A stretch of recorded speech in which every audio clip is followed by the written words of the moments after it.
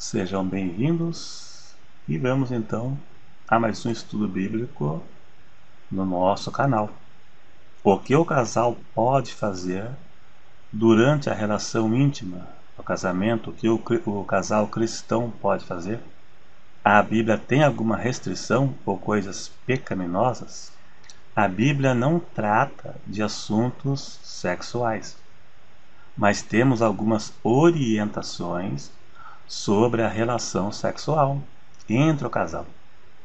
Examinando algumas passagens, podemos chegar a alguma conclusão sobre a relação sexual no casamento, quando deve ser feito e quando não pode negar ter a relação com o cônjuge e o que não pode fazer. E é isso que vamos ver nesse vídeo aqui. Como saber se sexo oral e sexo anal é pecado, como alguns pensam? Se o casal pode ver pornografia na internet para apimentar a relação? Vamos ver nesse vídeo aqui. A Bíblia tem a resposta.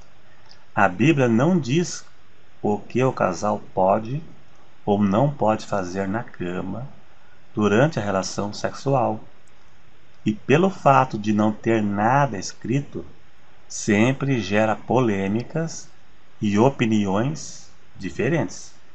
A Bíblia é um livro de princípios e não de pode ou não pode, ou de mandamentos específicos, como não fumarás e não farás sexo oral, não farás sexo anal. A Bíblia não é um livro de pode ou não pode. Uma lista do que pode e outra lista do que não pode. Mas, analisando a Bíblia, sempre chegaremos à conclusão sobre tudo na vida. Vamos ler 1 Coríntios 7, verso 5. Não vos defraudeis um ao outro, senão por consentimento mútuo, por algum tempo, para vos aplicardes à oração. E depois ajuntai-vos outra vez, para que Satanás não vos tente devido à vossa incontinência. Então aqui quer dizer que só pode negar ter relação sexual em caso de consagração, jejum, oração e depois ter novamente. Mas isso aqui se aplica em estado normal. Se está havendo algum problema na relação, como falta de desejo, por exemplo, tem que relatar ao outro para que resolvam o problema. Então, também indica que se deve estabelecer princípios para a relação íntima entre o casal. Tudo que o casal for fazer deverá ter consentimento de ambas as partes. Ninguém deve fazer algo que se sinta desconfortável, constrangido ou ache que é pecado ou errado.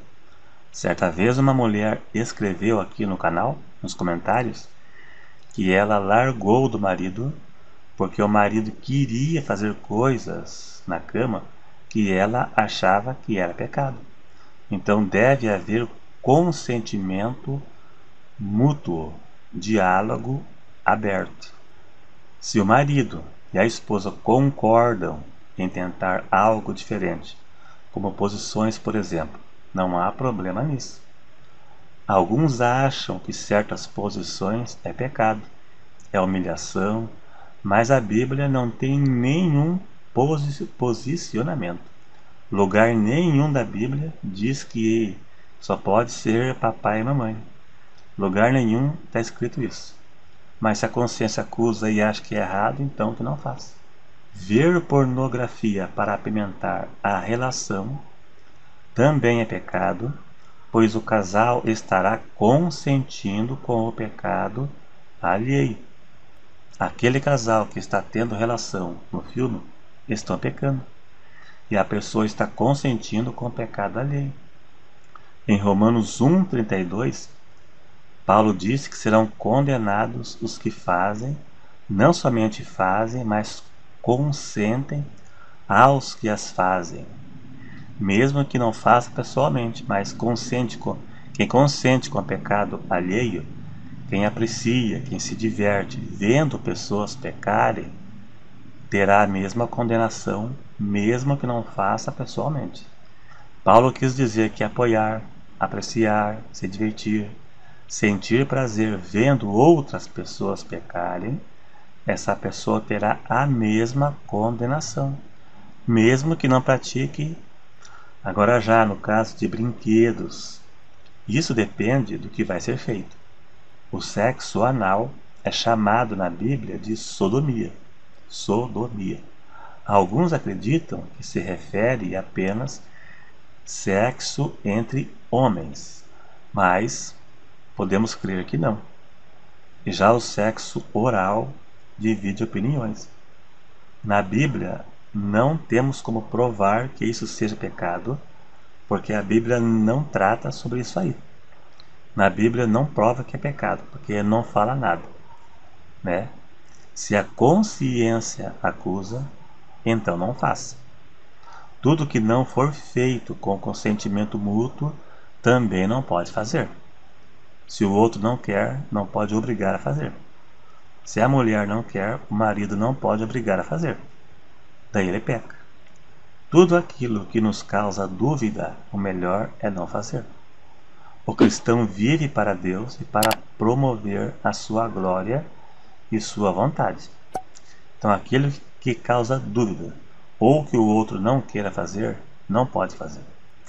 Literalmente, a Bíblia proíbe e tem como pecado apenas sexo com pessoas do mesmo sexo, homem com homem, mulher com mulher, sexo anal e entre pessoas não casadas, né? Entre namorados, amantes, ficantes, prostitutas, também é pecado. Agora, na cama, a Bíblia não trata o que pode fazer e o que não pode fazer. Conforme eu disse, deve haver consentimento mútuo. O casal deve ter diálogo aberto. Se a mulher não quer ter relação, ela deve falar por quê. Se ela não sente mais desejo pelo marido, se não sente mais desejo sexual, também tem que sentar e conversar para tentar resolver o problema ou procurar ajuda de um profissional nessa área, né? Em estado normal não pode negar, conforme eu li, que Paulo disse em 1 Coríntios 7,5. Não pode negar, mas em estado normal.